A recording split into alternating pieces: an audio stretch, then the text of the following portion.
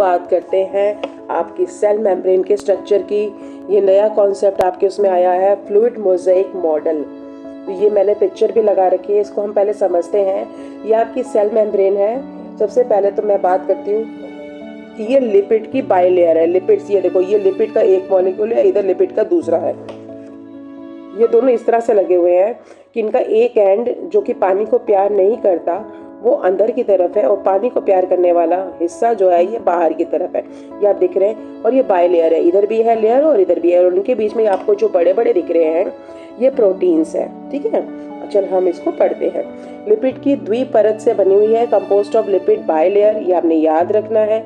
और जो प्रोटीन होता है वो लिपिड परत में गेट कीपर की तरह काम करता है, जो पदार्थों को अंदर बाहर आने जाने में मदद करे। ये देखिए प्रोटीन है, अब ये हिलती डुलती है तो बीच में से जो सामान होता है वो सेल के बाहर से अंदर आ जाता है और सेल के अंदर का बाहर चला जाता है। Protein act as a gatekeeper, ये आ सकता है पेपर में, helping substance move in and out of the cell. अब एक यहाँ पर वर्ड दिया हुआ है फ्लूइड। ये फ्लूइड शब्द क्यों दिया हुआ है? फ्लूइड का मतलब होता है तरल, हिलता डुलता। इसमें क्या है कि झिल्ली के जो अणु होते हैं ना वो फिक्स नहीं होते, क्योंकि ये मेम्ब्रेन क्या है, जीवित है, तो झिल्ली के अणु अपनी जगह से हिल सकते हैं, इसीलिए ये तरल है।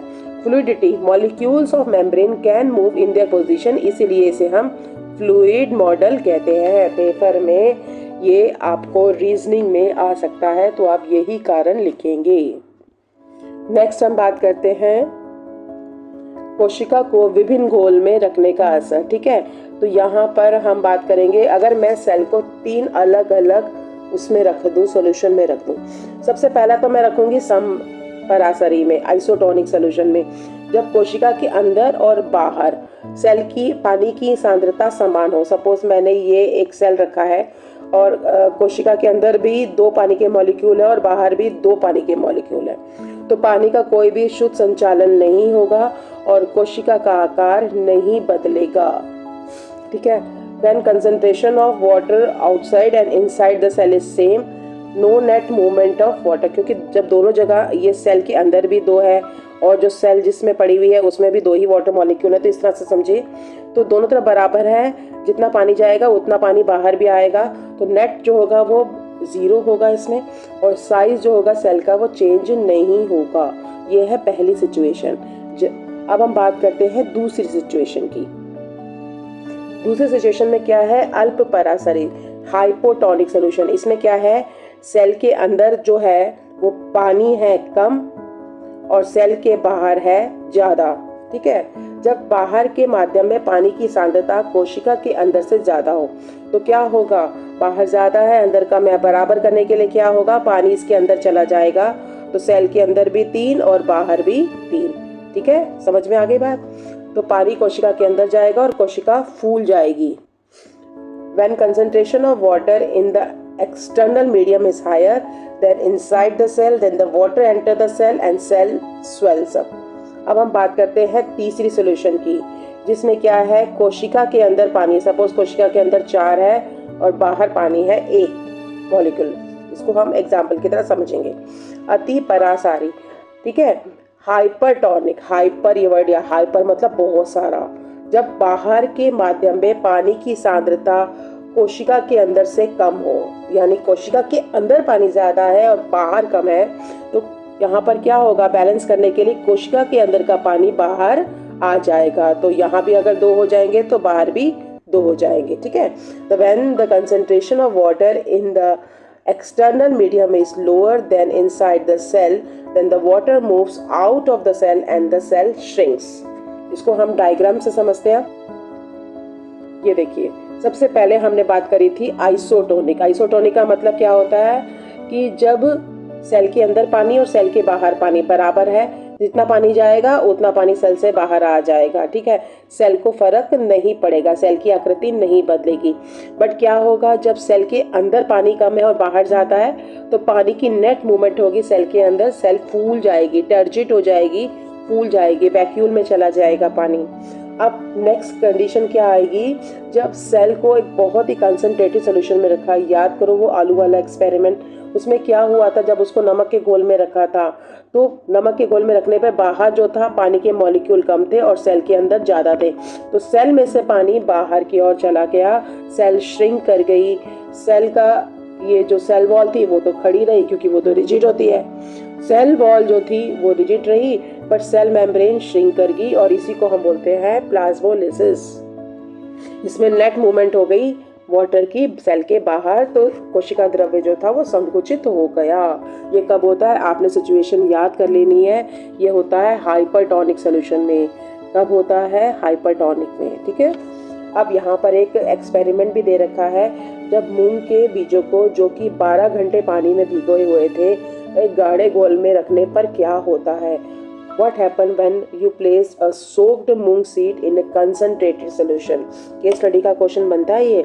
इसका आंसर होगा क्योंकि गाढ़ा घोल अति परासरी विलयन है, हाईली कंसंट्रेटेड है, हाइपरटोनिक है, इसलिए मूंग के बीजों के अंदर का पानी बाहर निकलना जाएगा और बीज सिकुड़ जाएंगे। Concentration solution is hypersonic, water inside the moong seed will move out and the cell shrink। और इस कंडीशन को क्या बोलते हैं, प्लाज्मोलिसिस, जीव द्रव्य संकुचन। नेक्स्ट, अब हम बात करते हैं सेल वॉल के बारे में। अभी हमने कोशिका झिल्ली की बात करी थी, अब हम बात करते हैं कोशिका भित्ति यानी कि सेल वॉल। सेल वॉल जो होता है ये बाहरी आवरण होता है, सेलुलोज से बना होता है और ये पर्यावरण के तनाव, आपको पता है ये सेल वॉल जो होती है ये प्लांट्स में होती है ना। क्यों दी जाती है, एनिमल्स में क्यों नहीं दी जाती, क्योंकि प्लांट्स को वर्षा से भी बचना है, ताप से भी बचना है, गर्मी से भी बचना है, तेज हवाओं से अपने आप को बचाना है। तो जितने पर्यावरण की जितनी भी परिस्थितियां होती हैं उनसे बचने के लिए सेल वॉल मदद करती है। तो outer covering made up of cellulose, ये पूछा जा सकता है सेल वॉल किसकी बनी होती है, सेलुलोज की बनी होती है। To withstand the environmental stress like rain, temperature and wind. और ये कहाँ पाई जाती है, देखो बेटा ये प्लांट सेल्स में भी होती है, फंजाई में भी होती है और बैक्टीरिया में। तो ये इंपॉर्टेंट है, ये आपने याद रखना। Found in plant cell, fungi and bacteria. ये जंतु कोशिका में, एनिमल सेल में नहीं होती है। अब इसका फंक्शन भी याद कर लो, संरचनात्मक मजबूती देना, दृढ़ता देना और आकार को प्रदान। अभी हमने प्लाज्मोलिसिस में पढ़ा था, क्या पढ़ा था ना, कि इसमें क्या होता है, प्लांट सेल फिर भी इंटैक्ट रहती है। क्यों, क्योंकि सेल वॉल है, सिर्फ सेल मेम्ब्रेन जो होती है वो संकुचित हो जाती है, ठीक है। तो इसमें हम बात करते हैं कि what is the function, function is to provide the mechanical strength, rigidity and shape. Next हम बात करते हैं पारगम्यता। पारगम्यता मतलब परमेबल, हाँ जी। अब ये जो सेल मेम्ब्रेन होती है ना, अगर मैं सेल मेम्ब्रेन यानी कोशिका झिल्ली की बात करूँ, ये तो अर्ध पारगम्य है, कुछ चीज़ों को आने देती है, कुछ को आने नहीं देती। बट ये जो सेल वॉल है, सेल वॉल क्या है, सबको आने देती है, आ जाओ आ जाओ आ जाओ। बट ये देखो, ये है सेल वॉल और ये है सेल मेम्ब्रेन।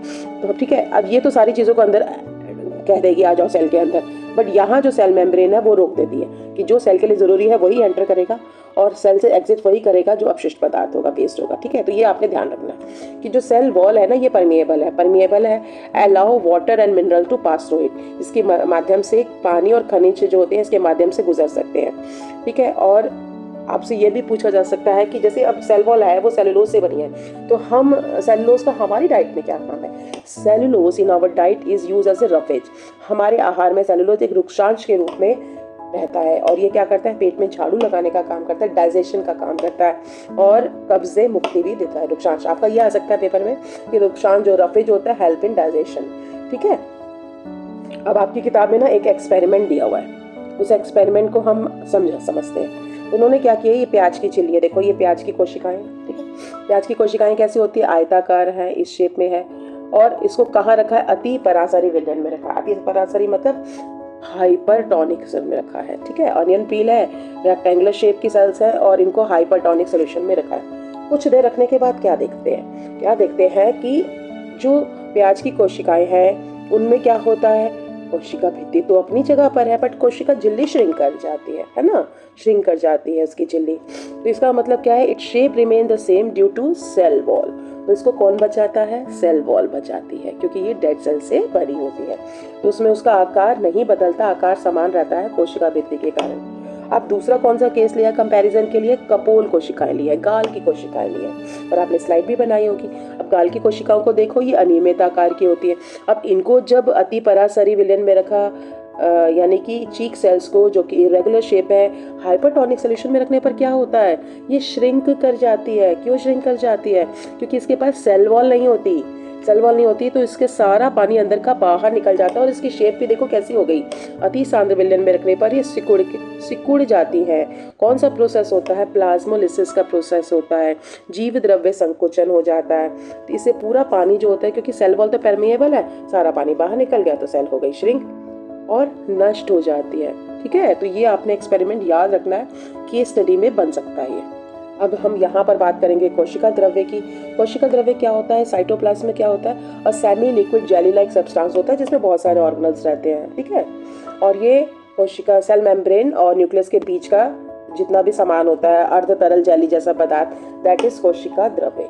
यहाँ पर हमने बार बार चर्चा करी है जीव द्रव्य संकुचन, प्लाज्मोलिसिस क्या होता है। सबसे पहले तो मैं बता दूं, ये है सेल मेम्ब्रेन, ये है न्यूक्लियस, इसके बीच में जितना भी होता है दिस इज साइटोप्लाज्म। ठीक है, यानी सेल मेम्ब्रेन और न्यूक्लियस के बीच में जितना भी सामान होता है उसे हम कहते हैं साइटोप्लाज्म, जेली लाइक सब्सटेंस होता है। जब साइटोप्लाज्म और न्यूक्लियस को इकट्ठा पढ़ते हैं, ठीक है, जब साइटोप्लाज्म और न्यूक्लियस को इकट्ठा पढ़ते हैं तब हम एक शब्द इस्तेमाल करते हैं, उसका नाम है प्रोटोप्लाज्म। ठीक है, प्रोटोप्लाज्म, इसे हम कहते हैं जीव द्रव्य। जीव द्रव्य का मतलब होता है आपका साइटोप्लाज्म भी आएगा और उसमें न्यूक्लियस भी आएगा। ठीक है, तो जीव द्रव्य संकुचन, संकुचन लिखना मैं भूल गई, स लिखना भूल गई बेटा, जब उतारोगे तो स जरूर लिख लेना इसमें।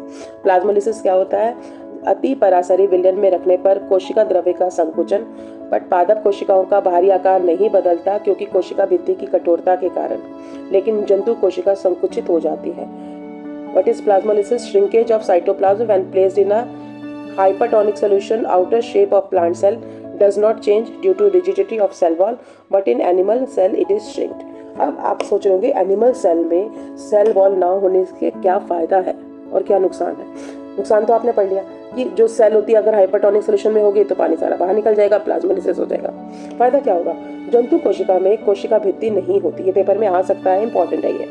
ठीक है, जिससे वे आसानी से अपना आकार बदल लेती है। अब कोशिका भित्ति नहीं, कोशिका भित्ति तो उसको आकार देती है, तो अपना आकार को बदल लेती है, और यह लचीलापन अंगों की गति में मदद करता है। तो कोशिका जो होती है वो अपना, अब जैसे फूड है, फूड इसोफेगस से, आहार नलिका से नीचे जा रहा है। अब यहाँ पे अगर कोशिका आकार नहीं बदलेगी तो फूड नीचे कैसे जाएगा, क्योंकि यहाँ से अगर जा रहा होगा तो यहाँ मोटा हो जाएगा, जब यहाँ पहुंचेगा तो यहाँ की सेल्स में यहाँ का एरिया फूल जाएगा। ठीक है, animal cell don't have cell wall allowing them to easily change their shape and this flexibility help in movement of organ। very important question है, इसे आप याद कर लेना। अब हम बात करते हैं प्रोकैरियोटिक सेल की। ठीक है, प्रोकैरियोटिक, प्रो मतलब प्रिमिटिव, कैरियोट मतलब न्यूक्लियस, जिनका न्यूक्लियस पुराना होता है, प्रिमिटिव होता है, पूरा प्राचीन होता है, ऐसी सेल को हम प्रोकैरियोटिक सेल कहते हैं। तो अगर मैं उदाहरण की बात करूं, इसमें अंतर ज़रूर आएगा, इसके बारे में लिखना आता है, वेरी इंपॉर्टेंट क्वेश्चन है, तो इसे आप अच्छी तरह से समझ लें और उतार लें। तो सबसे पहले तो प्रोकैरियोट में आप लिखोगे कि कौन सा उदाहरण है, जीवाणु है, यूनिसेलुलर बैक्टीरिया है। दूसरा लिखोगे ये स्मॉल सेल होती है, छोटी कोशिका होती है। इसमें आप देख रहे हो कि आपको सुस्पष्ट केंद्रक नहीं होता, यानी कि no well defined nucleus, nucleus नहीं होता इसमें वेल डिफाइंड, समझ ही नहीं आता न्यूक्लियस कहाँ से शुरू हुआ है। और इसमें केंद्रक झिल्ली भी अनुपस्थित होती है, यानी न्यूक्लियर मेम्ब्रेन दिख रही है आपको, नहीं दिख रही ना हमें यहाँ पर, तो न्यूक्लियर मेम्ब्रेन भी एब्सेंट होती है। और डीएनए कैसा होता है, सिंगल होता है, सर्कुलर होता है, एकल होता है, वृत्ताकार होता है, इस तरह से आकार में होता है वो। ठीक है, और कहाँ पर प्रेजेंट होता है, केंद्राप होता है यहाँ पर। आप इसे ध्यान से देखें तो ये न्यूक्लियस जो डीएनए है वो कहाँ पर प्रेजेंट होता है, न्यूक्लियोइड में। ठीक है, जिसे हम क्या कहते हैं, केंद्राप कहते हैं। केंद्रक नहीं मिलता, केंद्र कहाँ मिलता है। ठीक है, ये आपने याद रखना है। DNA is found in nucleoid, then कोशिका झिल्ली और राइबोसोम। देखो झिल्ली तो ऐसी चीज है जो जीवाणुओं में भी मिलती है। ठीक है, कोशिका झिल्ली और राइबोसोम जो होते हैं, ये देखो ये राइबोसोम बने हुए हैं, ये प्रेजेंट होते हैं। और इसका एक फ्लैजिला भी होता है। फ्लैजिला किस लिए होता है, फॉर मूवमेंट के लिए। ठीक है, सेल मेम्ब्रेन और राइबोसोम्स आर प्रेजेंट। अब झिल्ली कोशिकाएं जो डबल मेम्ब्रेन स्ट्रक्चर होते हैं ना, जैसे कि माइटोकॉन्ड्रिया है, इसमें मेम्ब्रेन बाउंड ऑर्गेनल्स नहीं पाए जाते जैसे कि माइटोकॉन्ड्रिया। और सभी क्रियाएं जो होती है वो कोशिका द्रव्य के अंदर ही होती है, क्योंकि ऑर्गेनल्स ही नहीं होते उनमें, कोशिकाएं नहीं होती, तो कहाँ होंगी क्रियाएं। और एक बार याद रखना, इसमें सेल वॉल प्रेजेंट होती है। ये देखिए, ये है सेल वॉल, पहले सेल वॉल है और उसके बाद उसके नीचे है सेल मेम्ब्रेन। तो आपको मैंने बताया था सेल वॉल बैक्टीरिया में होती है, फंजाई यानी कवक में होती है, और प्लांट सेल में होती है। अब अगला अंतर जो आएगा वो आएगा आपका यूकैरियोटिक और प्रोकैरियोटिक सेल में अंतर। तो ये आपने याद रखना है। देखो, अभी हमने पढ़ा था प्रोकैरियोटिक सेल यूनिसेल्युलर होती है, ये एकल भी हो सकती है और मल्टी सेलुलर भी हो सकती है, दोनों आपने लिखने हैं, प्लांट्स और एनिमल्स। ठीक है, अब इसमें क्या होता है, स्मॉल सेल है, ये है लार्ज सेल। दूसरा अंतर हो गया, सुस्पष्ट केंद्रक नहीं होता, सुस्पष्ट केंद्रक उपस्थित होता है, वेल डिफाइंड न्यूक्लियस। ये आपका थर्ड डिफरेंस आ गया। ठीक है, केंद्रक झिल्ली अनुपस्थित, न्यूक्लियर मेम्ब्रेन एब्सेंट होती है, इसमें न्यूक्लियर मेम्ब्रेन प्रेजेंट होती है। ठीक है, नेक्स्ट है झिल्ली से घिरे हुए अंग उपस्थित होते हैं, membrane bound structure found, membrane bound structure absent. याद रखना है इसको। तो इसमें भी सेल मेम्ब्रेन, साइटोप्लाज्म और राइबोसोम प्रेजेंट होता है। तो 3-4 अंतर याद कर लेना। पहला याद कर लेना, ये यूनिसेलुलर है, यूनियन मल्टी दोनों है। ये स्मॉल है कोशिका, ये बड़ी कोशिका है। इसमें केंद्रक नहीं होता, इसमें केंद्रक होता है। इसमें केंद्रक झिल्ली नहीं होती, इसमें केंद्रक झिल्ली उपस्थित होती है। इसमें डीएनए जो होता है वो सर्कुलर होता है, इसमें लंबे फॉर्म में होता है। ठीक है, इसमें डबल मेम्ब्रेन स्ट्रक्चर नहीं होते, इसमें डबल मेम्ब्रेन स्ट्रक्चर होते हैं। तो 3-4 पॉइंट्स याद कर लेना, ये पेपर में ज़रूर आता है इन दोनों के बीच में अंतर। अब यहाँ हम डायग्राम से समझ रहे हैं एनिमल सेल। देखो, सेल मेम्ब्रेन है, यहाँ सेल मेम्ब्रेन है। ठीक है, ये है सेल मेम्ब्रेन, यहाँ पे भी सेल मेम्ब्रेन है। और सेल मेम्ब्रेन प्लांट सेल की बात करें तो यहाँ पर क्या है, सेल वॉल है। ठीक है, अब यहाँ पर हम और चर्चा करते हैं। यहाँ देखो, सेल मेम्ब्रेन और न्यूक्लियस के बीच में जितना भी हिस्सा होता है उसे हम क्या कहते हैं, साइटोप्लाज्म कहते हैं। ठीक है, तो सबसे पहले हम बात करते हैं न्यूक्लियस की। ये देखिए न्यूक्लियस है, यहाँ भी न्यूक्लियस है, और यहाँ पे डेंस पार्ट है होता है, न्यूक्लियोलस बोलते हैं। ये रहा न्यूक्लियोलस हो गया। अब न्यूक्लियर मेम्ब्रेन जो होती है ना, इसमें छेद आपको दिख रहे होंगे, दिख रहे हैं आपको छेद। तो इसमें से सामान जो होता है वो न्यूक्लियस के अंदर बाहर जाता है। ठीक है, तो हमारा न्यूक्लियस हो गया, न्यूक्लियोलस हो गया, न्यूक्लियर मेम्ब्रेन हो गया। अब यहाँ पर देखेंगे कि इसके आसपास जो है वो स्टैक्स पड़े हुए हैं। ठीक है, झिल्ली नुमाई संरचनाएं हैं। ठीक है, फ्लैटन सैक्स हैं, जिन्हें हम एंडोप्लाज्मिक रेटिकुलम कहते हैं। इसमें से 2 हिस्से होते हैं, कुछ आपको खुरदरे से दिख रहे होंगे, इन्हें हम रफ एंडोप्लाज्मिक रेटिकुलम कहते हैं। और जिन हिस्सों में राइबोसोम अटैच नहीं होते वो होते हैं स्मूथ एंडोप्लाज्मिक रेटिकुलम। ठीक है, उसके बाद यहाँ पर गोल्जी बॉडीज है जो पैकेजिंग करते हैं, मॉडिफिकेशन करते हैं। यह है गोल्जी अपरेटस। उसके बाद यहाँ पर आपको छितरे राइबोसोम्स भी दिख रहे होंगे। अब यहाँ पर अगर मैं एनिमल सेल की बात करूँ, वैक्यूल का साइज बहुत छोटा होता है, कोने में पड़ा रहता है। जबकि अगर प्लांट सेल की बात करूँ तो प्लांट सेल में वैक्यूल जो होता है वो सेंटर पार्ट में होता है, बहुत बड़ा होता है। और माइटोकॉन्ड्रिया जो होते हैं, शक्ति का केंद्र, ये दोनों जगह होते हैं। यह आपको समझ में आ गया होगा अच्छी तरह से सेल स्ट्रक्चर। अब हम यहाँ पर बात करते हैं, तो यह जो वैक्यूल होता है ये सेंट्रल लार्जर होता है। यहाँ पर आपको ग्रीन कलर के ये दिख रहे होंगे, है ना, ये क्या होता है, क्लोरोप्लास्ट होते हैं। क्लोरोप्लास्ट का क्या काम होता है, खाना बनाना, फोटोसिंथेसिस करना। ठीक है, तो मोस्ट आपको जो अंतर है आपको अच्छी तरह से समझ में आ गया होगा। ये देखिए, सबसे इंपॉर्टेंट क्या है, बाहरी सेल वॉल है। पादप और जंतु कोशिका के बीच में अंतर, ये जो मैंने अभी दिखाया था, difference between plant and animal cell. अगर मैं प्लांट सेल की बात करती हूँ तो इसमें कोशिका भित्ति उपस्थित होती है, सेल वॉल प्रेजेंट होती है जो कि मजबूती देती है, स्ट्रेंथ देती है। क्लोरोप्लास्ट उपस्थित होता है, क्लोरोप्लास्ट इज प्रेजेंट। रसधानियाँ बड़ी होती हैं, लार्ज वैक्यूल्स होते हैं, आकार निश्चित होता है, फिक्स साइज होता है इनका, और रेगुलर शेप होती है, नियमित होती है। बट अगर मैं एनिमल सेल की बात करती हूँ तो उसमें कोशिका भित्ति अनुपस्थित होती है, यानी कि सेल वॉल एब्सेंट है, क्लोरोप्लास्ट अनुपस्थित है, क्लोरोप्लास्ट इज एब्सेंट। छोटी या अनुपस्थित रसधानियाँ, स्मॉल या बिल्कुल वैक्यूल एब्सेंट होता है, अनियमित आकार होता है, इरेगुलर शेप होती है। क्यों होती है, क्योंकि इसमें सेल वॉल नहीं होती है। तो ये 3-4 अंतर है, ये याद कर लेना, ये पेपर में जरूर आएंगे, इंपॉर्टेंट है। नेक्स्ट आपकी किताब में कॉन्सेप्ट दिया हुआ है वायरस का। अब यहाँ पर वायरस जो होता है इसमें अनुवांशिक पदार्थ जो होता है वो प्रोटीन का आवरण होता है। ठीक है, जेनेटिक मटेरियल क्या होता है, प्रोटीन कोट होता है। इसके अलावा वायरस के बहुत सारे फॉर्म है, वायरॉइड और प्रियॉन्स भी होते हैं। ये भी सारे अकोशिकीय जीव हैं और ए सेलुलर स्ट्रक्चर होते हैं। इनमें से पूर्ण कोशिका संरचना नहीं होती, इसलिए इनको एसेलुलर कहा जाता है। They don't have a complete cell structure. ये प्रकाश सूक्ष्म दृष्टि से देखने के लिए बहुत छोटे होते हैं। ये तो हमने पहले ही बता दिया था कि जो हम माइक्रोस्कोप हमारी लेबोरेटरी में होता है, जिसमें हम प्रकाश की किरणों का प्रयोग करते हैं देखने के लिए वस्तुओं को, उससे हमें वायरस दिखाई नहीं देते। ये हमें दिखाई देते हैं इलेक्ट्रॉन माइक्रोस्कोप से। यहाँ पर एक नया कॉन्सेप्ट आया है आपकी किताब में, कोशिका कंकाल, जिसे हम साइटोस्केलेटन कहते हैं। ये कोशिका के कंकाल का मैंने चित्र लगाया। इसमें बारीक रेखाओं का जाल होता है, ऐसे ऐसे फाइबर्स का जाल आप देख रहे हैं, और इनका कार्य होता है कोशिका को आकार और सहारा देना। फंक्शन टू प्रोवाइड, सॉरी मैंने यहाँ लिखा ही नहीं है, strength and shape to the cell. Next आता है why the cell is called a living mini factory. Important question है, याद कर लेना। सेल को जीवित लघु कारखाना कहा जाता है। क्यों? क्योंकि जैसे कारखाने में अलग अलग विभाग होते हैं, मिलकर एक उत्पाद को बनाते हैं, वैसे ही विभिन्न कोशिकांग अपना कार्य करते हुए जीवन को चलाते हैं। सिंपल सा डेफिनेशन है, याद कर लेना। जैसे नए पदार्थों का निर्माण करते हैं या अपशिष्ट पदार्थों को सेल से बाहर निकालते हैं। Cell has different organelles that work together to carry out the necessary life process like building new material and excretion। ठीक है, याद कर लेना इसको। भाग में हमने चर्चा करी थी बहुत सारे सेल ऑर्गेनेल्स की। अब हम बात कर रहे हैं केंद्रक की, न्यूक्लियस की। तो यहाँ देखो न्यूक्लियस की फोटो दे रखी है। ये न्यूक्लियस है और न्यूक्लियर मेम्ब्रेन है, डबल लेयर्ड है, और इसमें बहुत सारे पोर्स हैं जिससे न्यूक्लियस के अंदर से सामान बाहर की ओर जाता है। ठीक है, और इसके अंदर जो कंडेंस फॉर्म होते हैं ये होते हैं न्यूक्लियोलस। और जब सेल डिवाइड नहीं कर रही होती तो इसके अंदर बहुत सारा धागेनुमा संरचना होती है जिसे हम क्रोमैटिन कहते हैं। ठीक है, और न्यूक्लियस के बाहर जुड़े होते हैं एंडोप्लाज्मिक रेटिकुलम, जिन पर जुड़े होते हैं राइबोसोम। ठीक है, राइबोसोम क्या है? प्रोटीन सिंथेसिस यूनिट्स है। ठीक है, चलो अब हम इसके बारे में पढ़ते हैं। केंद्रक, दोहरी परत वाली सरंध्र केंद्रक झिल्ली है। तो दोहरी परत का मतलब क्या होगा? डबल लेयर्ड हो गई। पोरस किस लिए? आपको ये पोर्स दिख रहे होंगे, न्यूक्लियर मेम्ब्रेन है। पेपर में आ सकता है पोरस से क्या फायदा होता है? इन छिद्रों के द्वारा केंद्रक और कोशिका द्रव्य के बीच में पदार्थों का आवागमन सुगम बनता है।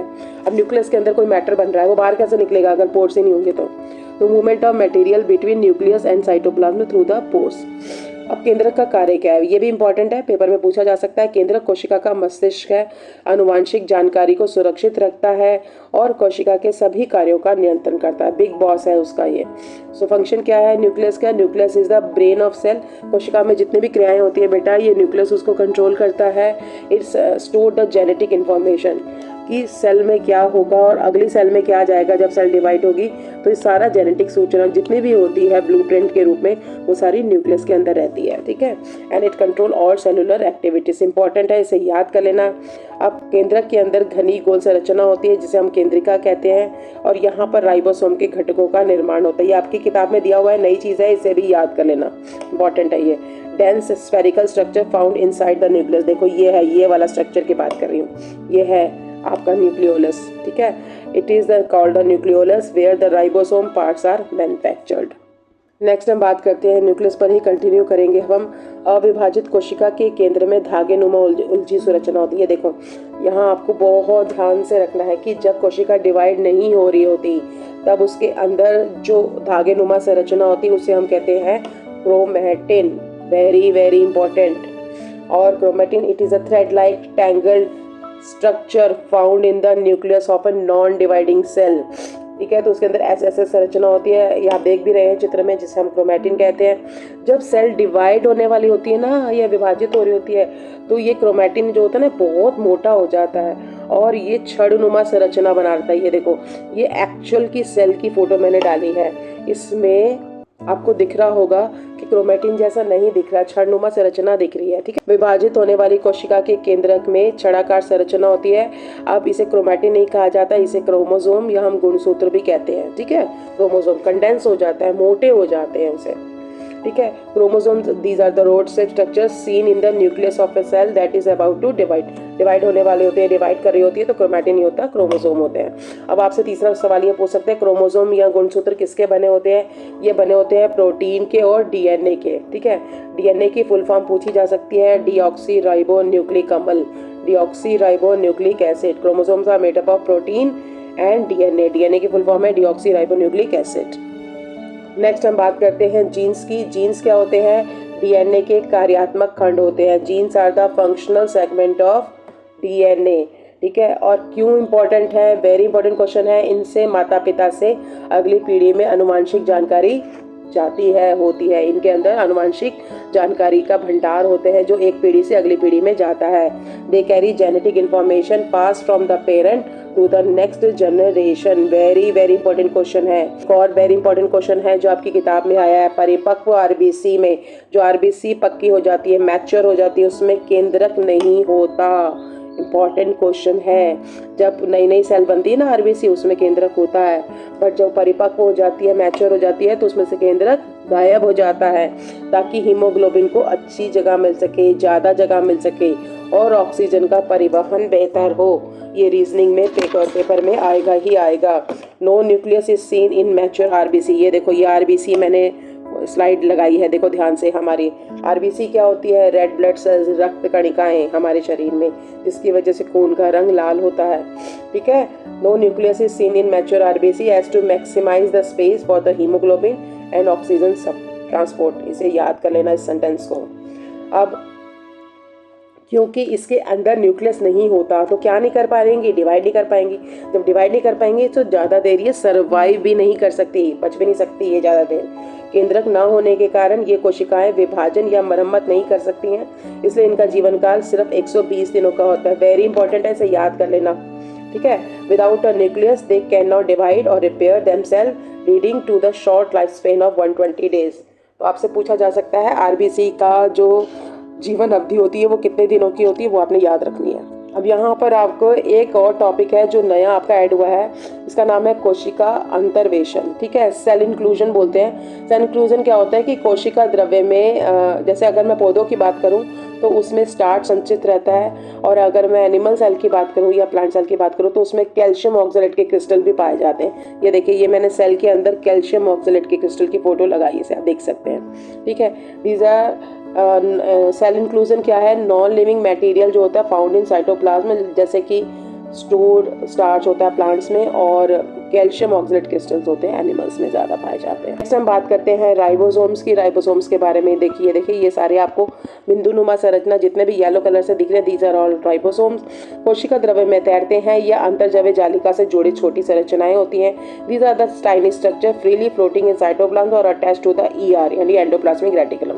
काम क्या करती हैं? प्रोटीन के कारखाने हैं, प्रोटीन का संश्लेषण करती हैं। These are the protein factory, their function is to for the protein synthesis, protein बनाना, ठीक है। जितना भी काम होता है प्रोटीन, आपको पता है हमारी सेल ही प्रोटीन से बनी है, लिपिड प्रोटीन, तो ये सारा काम कौन करता है? राइबोसोम करता है। नेक्स्ट हम आते हैं ईआर एंडोप्लाज्मिक रेटिकुलम के बारे में, जिसे हम कहते हैं अंतर्द्रव्य जालिका। ये लार्ज सेल ऑर्गेनल है, बड़ा है, attach with the nuclear membrane, ये केंद्रक झिल्ली से जुड़ा हुआ बड़ा कोशिकांग है, ठीक है।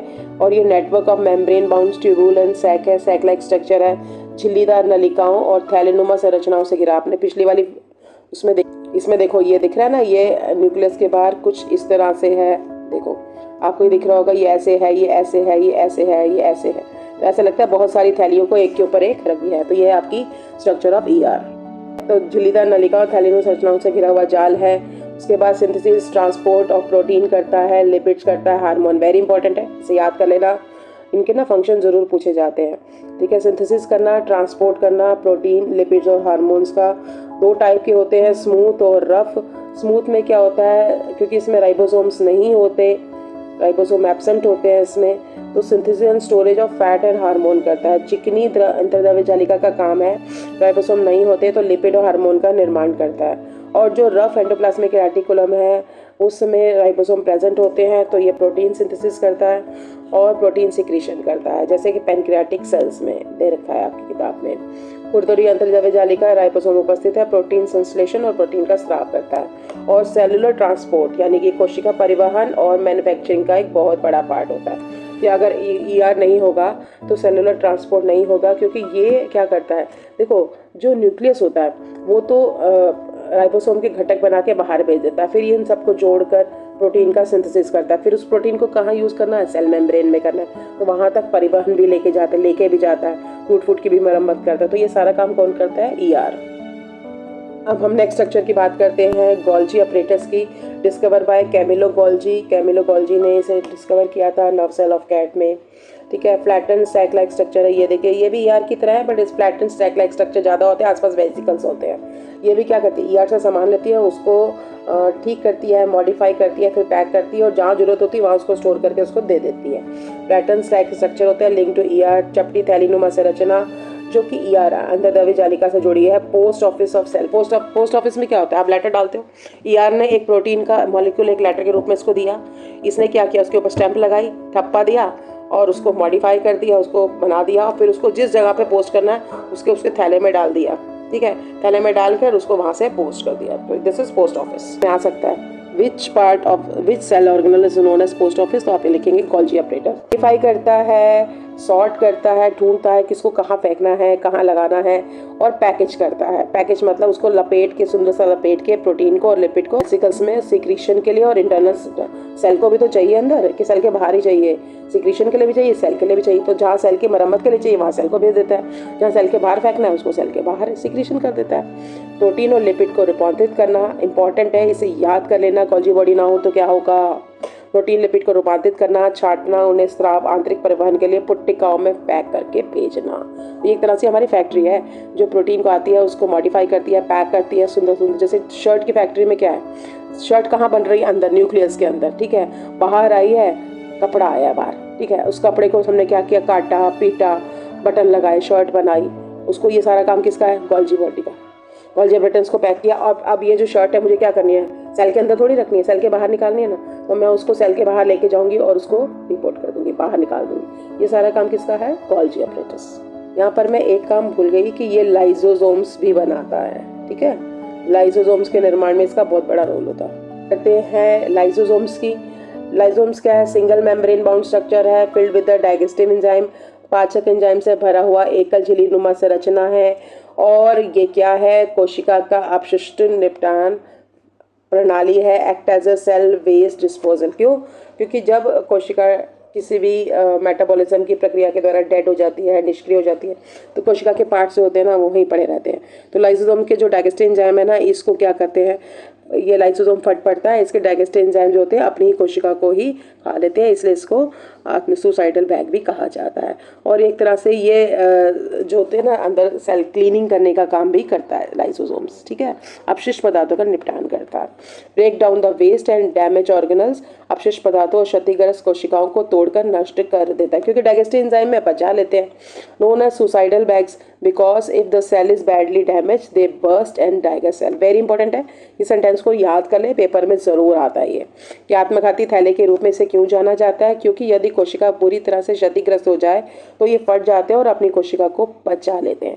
अब एक नई बात जो आपके इसमें ऐड हुई है वो ऐड हुई है कि जो ह्यूमन स्पर्म होता है, ह्यूमन स्पर्म के ऊपर भी यहाँ पर एक्रोसोम पाया जाता है जिसके अंदर डाइजेस्टिव एंजाइम्स होते हैं। ठीक है, ये डाइजेस्टिव एंजाइम क्या करते हैं, जब स्पर्म जो होता है ओवा से मीट करता है तो उसकी ये जो ओवा की जो सेल मेम्ब्रेन होती है उसको डिसॉल्व करने का काम यही लाइसोसोम करता है, जो कि स्पर्म के सबसे ऊपर हेड वाले पोजीशन में होता है। Sperm head contain lysosome enzyme, very important है, आएगा पेपर में ये। लाइसोसोम एंजाइम है that dissolve the egg outer layer दस एनेबलिंग सक्सेसफुल फर्टिलाइजेशन। तभी तो जो शुक्राणु होता है वो यहाँ से सेल के अंदर एंटर कर जाता है। शुक्राणु के सिर पर लाइसोसोम एंजाइम होते हैं जो अंडे की बाहरी परत को गोल देते हैं, जिससे निषेचन की प्रक्रिया संपन्न हो जाती है। नेक्स्ट हम बात करते हैं माइटोकॉन्ड्रिया की। पावर हाउस ऑफ सेल है, कोशिका का शक्ति केंद्र है, सप्लाई करता है energy for the cellular activity, कोशिका की सभी गतिविधियों के लिए आवश्यक ऊर्जा की आपूर्ति करना। इसका काम है, डबल मेम्ब्रेन स्ट्रक्चर है, दिख ही रहा होगा। आउटर मेम्ब्रेन तो ऐसी है, बट इनर मेम्ब्रेन को है ना ऐसे फिंगर लाइक प्रोजेक्शन के रूप में आ गया है। इनर मेम्ब्रेन जो होती है फोल्ड इनटू क्रिस्टी बोलते हैं इन्हें, वो क्यों करते हैं, increase the surface area for the chemical reaction. दोहरी झिल्ली वाली संरचना है, आंतरिक झिल्ली क्रिस्टी अंदर की ओर मुड़ी होती है जो रासायनिक अभिक्रिया के लिए सतह क्षेत्र, देखो एक चीज सीधी है और एक चीज ऐसे है तो उसका तो सरफेस एरिया बढ़ गया ना। और इसके ऊपर क्या जुड़े होते हैं, राइबोसोम जुड़े होते हैं। आपको पता है ये एक ऐसा सेल ऑर्गेनल है जिसका अपना राइबोसोम होता है और अपना डीएनए होता है। ऐसा ही एक और पार्ट होता है, वो होता है प्लास्टिड, उसका भी अपना राइबोसोम और डीएनए होता है। ये दो चीज़ें हैं, पेपर में आ सकती हैं, याद कर लेना उसको, ठीक है। ग्लूकोज को ब्रेक डाउन करता है to release energy in the form of ATP. अब जैसे डीएनए की फुल फॉर्म पूछी जा सकती है, एटीपी की भी फुल फॉर्म पूछी जा सकती है, इसको याद करना, एडिनोसिन ट्राइफॉस्फेट। और ये क्या है, हमारा एनर्जी सेल, ऊर्जा मुक्त करने के लिए ग्लूकोज का टूटना। एडिनोसिन ट्राइफॉस्फेट जो है एनर्जी करेंसी है, ऊर्जा मुद्रा है। कोशिका जितनी भी सेलुलर क्रियाएं करती है उसमें जो ऊर्जा खर्च होती है वो एटीपी की फॉर्म में ही लेती है, ठीक है। तो ये आपने याद रखना है। हाँ जी, नेक्स्ट हम बात करते हैं प्लास्टिड की। मैंने अभी चर्चा करी थी प्लास्टिड के बारे में कि इसका अपना डीएनए और राइबोसोम होता है, तो ये आपने याद रखना, it has own DNA and ribosome, ठीक है। और इसकी भी डबल मेम्ब्रेन स्ट्रक्चर है, दोहरी झिल्ली वाले कोशिकांग हैं, डबल मेम्ब्रेन फाउंड ऑर्गेनल्स होते हैं। इसके अंदर क्या होता है, तरल पदार्थ होता है जिसे हम स्ट्रोमा कहते हैं। ये देखिए, ये स्ट्रोमा है, तरल पदार्थ है, और इसके अंदर डिस्क नुमा संरचना एक के ऊपर एक के ऊपर एक के ऊपर एक ऐसे पड़ी होती है, ठीक है। और इनमें होता है क्लोरोफिल, ओके। क्लोरोफिल क्या काम करता है, प्रकाश संश्लेषण करता है। ये वो क्रिया है जिसमें हरे पौधे होते हैं सूरज के प्रकाश में जो कार्बन डाइऑक्साइड हवा से लेकर और मिट्टी से पानी लेकर क्या बनाते हैं, स्टार्च बनाते हैं और ऑक्सीजन को रिलीज करते हैं, इसे हम प्रकाश संश्लेषण कहते हैं, ठीक है। और सेमी फ्लूइड सब्सटेंस होता है स्ट्रोमा, डिस्क शेप मेम्ब्रेन होती है, ये मैंने बता दिया। इसमें क्लोरोफिल प्रेजेंट होता है जहाँ पर फोटोसिंथेसिस की क्रिया होती है, तो पेपर में आ सकता है फोटोसिंथेसिस की क्रिया कहाँ होती है, ठीक। और इसके अलावा क्या करता है, ये पादप कोशिकाओं में भोजन का संश्लेषण यानी कि फोटोसिंथेसिस तो करता है बट स्टोरेज का भी काम करता है। प्लास्टिड जो होते हैं ना, जो ग्रीन कलर के होते हैं वो तो क्लोरोफिल है। अब दूसरे प्लास्टिड क्या करते हैं हम अगली स्लाइड में देखते हैं। ये देखिए, दूसरे जो प्लास्टिड होते हैं इन्हें हम क्रोमोप्लास्ट कहते हैं। क्रोमो का मतलब ही कलर है, ठीक है, वर्णक बोलते हैं। ये फूलों में जो फूलों के अलग अलग रंग हैं, कोई फूल आपको लाल दिखता है, ऑरेंज दिखता है, संतरी दिखता है, नीला दिखता है, अपराजिता का नीला होता है, ठीक है। और फलों के और सब्जियों के रंग सारे कौन देता है, क्रोमोप्लास्ट देता है, तो आपने याद रखना है। चमकीला पराग है, और उससे क्या होता है, कीट आकर्षित होते हैं, जानवर आकर्षित होते हैं, पॉलिनेशन करते हैं, पौधे को बढ़ाने में मदद करते हैं। तो क्रोमोप्लास्ट क्या होते हैं, these are the pigments, various colour देते हैं किसको, फ्रूट्स को, फ्लावर को, वेजिटेबल्स को। और ये जो ब्राइट कलर्स होते हैं इंसेक्ट्स को अट्रैक्ट करते हैं, एनिमल्स को अट्रैक्ट करते हैं, help in pollination and seed dispersal. इसी वजह से तो सीड डिस्पर्सल की प्रक्रिया होती है जो पौधों के लिए बहुत जरूरी, क्योंकि वो खुद तो चल के जा नहीं सकते हैं। अब इसके अलावा ये देखो, ये मैंने यहाँ पर क्रोमोप्लास्ट की फोटो दे रखी है, देखो कितने सारे कलरफुल चीज़ें हैं इसमें। अब हम बात करते हैं रंगहीन वर्णक। वर्णक कौन से होते हैं, वर्णक में ऐसे भी आते हैं जिनमें रंग ही नहीं होता। आलू को काट के देख लो, ल्यूकोप्लास्ट है इसमें। अरबी को काट के देख लो, ल्यूकोप्लास्ट। रंग होता है उसमें, नहीं होता, पानी की वजह से वो वाइट देखते हैं ये। हाँ, ये देखो, रंगहीन वर्णक होते हैं, ल्यूकोप्लास्ट बोलते हैं। ये देखो, ये ल्यूकोप्लास्ट है, कलरलेस है ही नहीं, इसमें कुछ पानी है बस, स्टार्च है, तेल और प्रोटीन का संचयन करते हैं, जैसे आलू है, अरबी है, सफ़ेद फूल है। कलरलेस पिगमेंट है, ल्यूकोप्लास्ट। स्टोरेज, अब ये ना पेपर में आया हुआ था पिछली बार भी, ल्यूकोप्लास्ट का फंक्शन क्या है, तो आपने याद रखना, storage of starch, oil and protein, for example in potato, अरबी एंड वाइट फ्लावर। आपको पता है आलू के ऊपर अगर आयोडीन सोल्यूशन डालो तो ब्लू ब्लैक हो जाता है क्योंकि उसमें प्रेजेंस ऑफ स्टार्च है ना। तो ये ल्यूकोप्लास्ट है इसके अंदर। चलो हम नेक्स्ट पर आते हैं। अब हम आते हैं वैक्यूल्स के बारे में जानेंगे। वैक्यूल्स क्या होते हैं, इसके बारे में, स्ट्रक्चर के बारे में हम पढ़ सकते हैं। ये प्लांट सेल में वैक्यूल देख लो, और ये एनिमल सेल में छोटे छोटे छोटे छोटे छोटे वैक्यूल्स देख लो ग्रीन कलर के, पता चल जाएगा प्लांट सेल में वैक्यूल का साइज बड़ा है, एनिमल सेल में या तो बहुत छोटा है या एब्सेंट है। चलिए अब हम पढ़ते हैं इसके बारे में। सबसे पहला काम क्या है, भंडारण और सहारा देने वाला कोशिकांग, organelle for storage and support. पहला फंक्शन तो याद ही कर लो, पेपर में आएगा ही आएगा। नेक्स्ट है स्टोरेज ऑफ वाटर। करता क्या है स्टोरेज, स्टोरेज ऑफ वाटर करता है, मिनरल करता है, वेस्ट प्रोडक्ट करता है, पानी का संग्रहण करता है, खनिजों का संग्रहण करता है, अपशिष्ट पदार्थों का भी संग्रहण करता है। तो पेपर में पूछा जा सकता है कौन सा ऑर्गेनल है जो अपशिष्ट पदार्थों का संग्रहण करता है, आप लिखेंगे वैक्यूल यानी कि रसधानी। पादप कोशिका में ये बड़ी होती है और केंद्रीय होती है, देखो सेंट्रल पोर्शन में लेके बैठी हुई है ये, और सेल सेप से भरी होती है। प्लांट सेल में ये लार्ज होती है, सेंट्रल वैक्यूल होता है, filled with cell sap. Cell sap मतलब सेल का सेक्रेशन, ठीक है। और पानी की कमी होने पर, रसधानियों में पानी ना होने के कारण कोशिकाएं ढीली पड़ जाती है, इससे पौधा मुरझा जाता है। पौधे को पानी मत दो, ठीक है, पौधा मुरझा जाता है क्योंकि रसधानियों में पानी की कमी हो जाती है, तो उसको टर्जिडिटी देती है, ठीक है, यही मैंने बताया ना, टर्जिडिटी देती है, सपोर्ट देती है। There is a lack of water, the vacuole become empty, causing the cell to become loose and plant become to wilt. Wilt मतलब उसकी पत्तियां जो है ना नीचे की ओर ऐसे गिर जाती हैं, मुरझा जाती है जिसे हम कहते हैं। जंतु कोशिका में छोटी रसधानी होती है, पदार्थों का अस्थायी भंडारण करती है। Animal cell small vacuole, temporary storage of substance. अब यहाँ पर कुछ नए कॉन्सेप्ट हैं जो आपके एनसीईआरटी में ऐड हुए हैं। सबसे पहला तो क्रेग वेटर की टीम ने माइकोप्लाज्म बैक्टीरिया में कृत्रिम डीएनए डाला और यह साबित कर दिया कि डीएनए जो होता है वही कोशिका की संरचना और सभी गतिविधियों को नियंत्रित करने वाला मुख्य केंद्र है। तो ये आपने याद कर लेना है कि उसने एक्सपेरिमेंट किया था ये बताने के लिए कि डीएनए ही आनुवांशिक यूनिट है जो एक पीढ़ी से दूसरी पीढ़ी में जाती है और गतिविधियों को नियंत्रित करती है। ठीक है, Craig Venter's team prove that DNA is the primary centre controlling cell structure and all activities by inserting, ठीक है, all activity by inserting synthetic DNA into microplasm bacteria. ठीक है, अब यहाँ पर एक कॉन्सेप्ट आता है सेल डिवीजन का। Why do normal cell group and divide, very important question है, इसे याद कर लेना, पेपर में आएगा।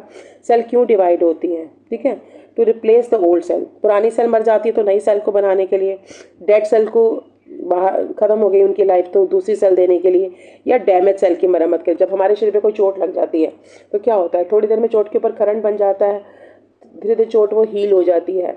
क्यों हील जाती है? क्योंकि सेल डिवाइड होकर नई सेल आ गई ना, तो पुरानी सेल जो मर गई खत्म हो गई उनको रिप्लेस कर देती है। तो ये आपने याद कर लेना है, सेल क्यों डिवाइड होती है।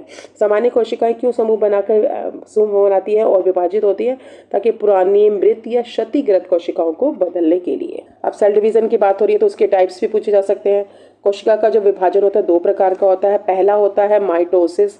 माइटोसिस सेल डिवीजन पहला टाइप हम पढ़ेंगे, जिसमें एक जनक कोशिका का टूटकर दो समान, ये देखो ये जनक कोशिका है, पेरेंट सेल है, इसमें डीएनए पहले डबल होता है, ठीक है, मोटा हो जाता है, क्रोमोसोम बन जाते हैं ना, फिर उसके बाद क्या होता है, टूटकर दो समान संतति कोशिकाएं बनना, एक जैसी दो डॉटर सेल बनना, और हर कोशिका में गुणसूत्र की संख्या और डीएनए जो होता है जनक कोशिका के समान, जैसे यहाँ पर 4 है तो इसमें भी 4 होगा, इसमें भी 4 है, इसमें भी 4 है, सब जगह बराबर है। तो डीएनए की संख्या डीएनए जो होता है वो सेम होता है, गुणसूत्र की संख्या बराबर होती है, तो इससे क्या होता है, वेरिएशन नहीं होते। ठीक है, और इसका प्रमुख कार्य क्या है, शरीर की वृद्धि करना और खराब कोशिकाओं की मरम्मत करना, और अलैंगिक असेक्सुअल रिप्रोडक्शन में भी ये हेल्पफुल होता है। ठीक, इंग्लिश में पढ़ते हैं। One parent cell divide to form two identical daughter cell, each new cell have a same number of chromosome and the same DNA as the parent cell, required for body growth and repair of damage और worn out cell. ठीक है, for the it also help in asexual reproduction. जितना भी asexual reproduction होता है, जैसे द्विखंडन होता है, बाइनरी फिशन होता है, तो उसमें यही माइटोसिस ऑब्जर्व किया जाता है। अब हम दूसरे टाइप के डिवीजन की बात करते हैं, जिसे हम मेयोसिस या अर्धसूत्री विभाजन कहते हैं। इसमें क्या होता है, ये कहाँ पर होता है, this is gamete in the reproductive organs. जितने भी हमारे रिप्रोडक्टिव ऑर्गन्स, अगर मैं एनिमल्स की बात करूँ तो टेस्टिस और ओवरीज हैं, और अगर मैं प्लांट्स की बात करूँ तो एंथर्स है। ठीक है, जनन कोशिकाओं का निर्माण के लिए, चाहे वो वृषण हो, चाहे वो अंडाशय हो, चाहे वो परागकोश। परागकोश किसकी होती है, प्लांट्स की होती है, और ये वेरिएशन लाता है। ये वेरी वेरी इंपॉर्टेंट है। माइटोसिस में तो एक जैसी बनती है संतति कोशिकाएं, बट यहाँ पर वेरिएशन होता है, जीवों के बीच में भिन्नता लाता है, diversity among the organism and आनुवांशिक विविधता लाता है, कि जो नई सेल बनती हैं वो पुरानी की कॉपी नहीं होती, उसकी थोड़ी बहुत मिलती हैं, बट वेरिएशन होता है। In this parents are divided, parent जो सेल होती है वो डिवाइड होती है 2 बार टू फॉर्म 4 डॉटर सेल। इसमें देखो ये एक है, ये डीएनए रेप्लिकेट हो गया, 4 है, 4 के बाद ये 2 बार डिवाइड होती है। पहले ये एक बार डिवाइड हुई तो 2-2 करके बन गई, अब उसके बाद जो दोबारा डिवाइड हुई तो ये बन गई 4। ठीक है, number of chromosome and DNA content is reduce to half. अब यहाँ पर देखो ये थी पेरेंट कोशिका में 4 क्रोमोसोम थे। ठीक है, जब ये डिवाइड हुई तो क्या बन गए, इसमें 2 आ गए, तो हर सेल के अंदर कितने क्रोमोसोम आ गए, 2 आ गए। डिवीजन कितनी बार हुआ, 2 बार, और जो क्रोमोसोम की संख्या थी वो हो गई 1/2, यानी कि आधी। आधी क्यों हुई, क्योंकि आधी तो पापा से आ रही है, आधी आ रही है मम्मा से, आधी आधी मिलके हो गई ना पूरी तुम्हारी। अगर तुम भी पूरी लेकर आओगे, मामा से भी पूरी लेकर आओगे, जब जाइगोट बनता है, फर्टिलाइजेशन बनता है, वो तो डबल हो जाएंगी फिर, तो इसलिए आधी हो जाती है, क्योंकि उनको मिलना होता है, जाइगोट बनाना होता है। कोशिकाओं में गुणसूत्र की संख्या और डीएनए की मात्रा जनक कोशिका की तुलना में आधी होती है। तो 2 अंतर जरूर याद कर लेना, पेपर में पूछा जाएगा, माइटोसिस मियोसिस में अंतर क्या होता है, कहाँ होता है, नॉर्मल सेल्स में होता है, और मियोसिस आप लिखोगे जनक कोशिकाओं में होता है। नंबर 2, उसमें जो डॉटर सेल होती है ट्रू रेप्लिका होती है, इसमें लिखोगे डॉटर सेल जो होती है उसमें डीएनए की मात्रा आधी होती है, गुणसूत्र की संख्या भी आधी होती है। ये सब आप लिखना। और तीसरा लिखना कि मियोसिस वेरिएशन लाता है, माइटोसिस वेरिएशन नहीं लाता। नेक्स्ट आता है एरर इन माइटोसिस। ये आ सकता है माइटोसिस में त्रुटियां, ये आपका नया कॉन्सेप्ट आया है, lead to the uncontrol cell division. कई बार क्या होता है, माइटोसिस अनकंट्रोल हो जाता है, ठीक है, तो सेल डिवाइड होती रहती है, 1 से 2, 2 से 4, 4 से 8, इस तरह से, resulting in formation of tumours. Tumours बन जाते हैं, एबनॉर्मल नंबर ऑफ क्रोमोसोम हो जाते हैं, विद जेनेटिक डिसऑर्डर। बेटा एक बीमारी हो जाती है जिसे हम कैंसर कहते हैं।